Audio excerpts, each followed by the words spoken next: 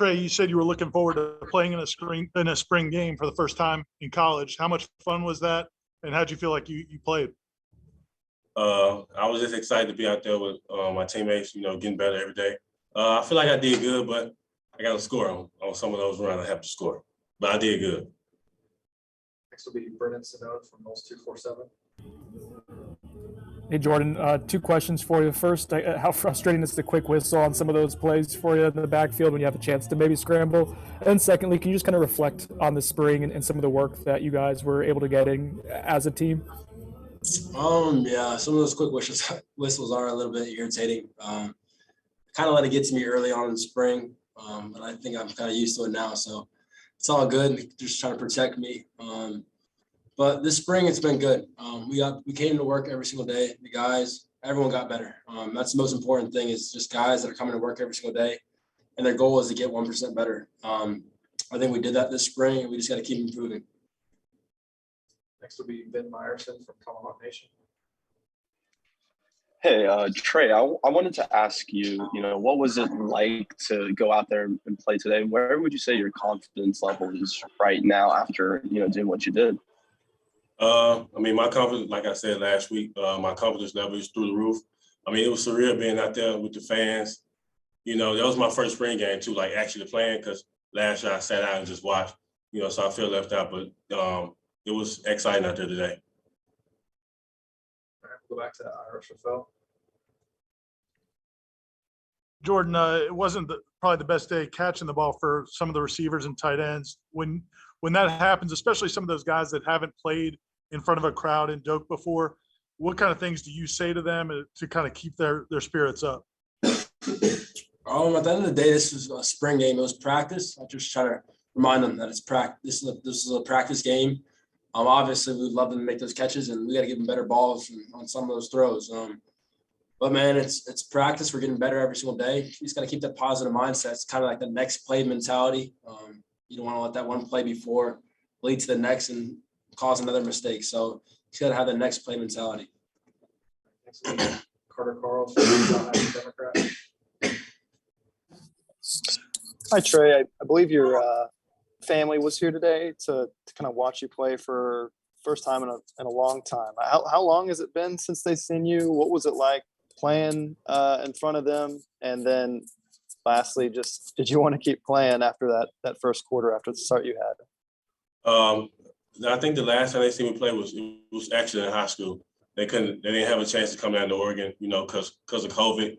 So we didn't really have time to have scrimmages. We just went straight into the season in Oregon. So the last time they seen me play was high school. But, today I had fun out there with them, Every time I went to the sideline, I look at my mom, they motivated me even more, But I would like to play that second quarter as well, too, though. But, we got better today.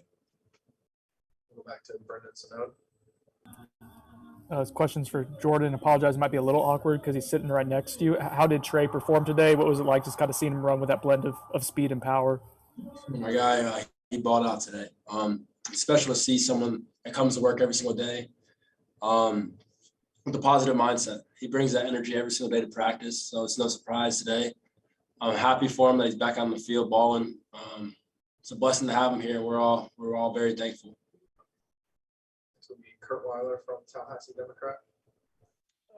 For either one of y'all, I know Micah, I think he might have picked up some kind of knock early in today, but he came back. And how impressed are both of y'all with just how physically he plays, given, he's not the biggest guy out there by any means.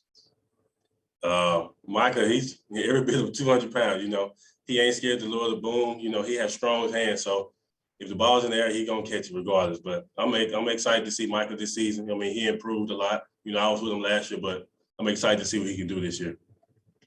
Yeah, Micah, he's like a big ball muscle. He's strong as heck. And he just loves the game. The way he watches the game, he has so much passion. You can just see it out there. He wants contact every single play. We're blessed to have him here. And, man, I look forward to throwing him the ball. All right, Ben Myers. Hey, Jordan, I wanted to ask you, going into spring, was there anything you as an individual wanted to accomplish or any goals you had? And where do you feel like you're at now, almost done with the spring? You guys have one practice left. I think just the whole mental aspect of the game, becoming the leader that I've always wanted to become, speaking a little bit more instead of being conservative and holding back. I think I did a great job this spring. Just being there for the guys when they're up and when they're down, just having their back. I'm encouraging them to get better every single time. Just letting them know that they have someone that has their back. I think that's the most important thing, is just letting everybody know that you have their back. They have their brothers behind them. And I think I did a good job this spring. We'll go back to Ira. Jordan, actually, I've got two quick questions. One was the wind a factor at all for the passing game? And the other thing was, there was at least one play where Jared lined up kind of over center and he's coming up the middle. I mean, how much of a presence is he when he's coming at you? The wind was blowing today a little bit, but I mean, it's adversity, something that we got to push through because games are going to have wind. So it's no excuse at all. And Jared, I mean, he's a beast. We see it every single day in practice. He brings the energy. He's in the backfield a lot. He's a hard worker. He talks a lot. But yeah, man, we're blessed to have him. We're thankful to have him here. We look forward to watching him get a lot of sacks this year. All right, we'll go back to Carter.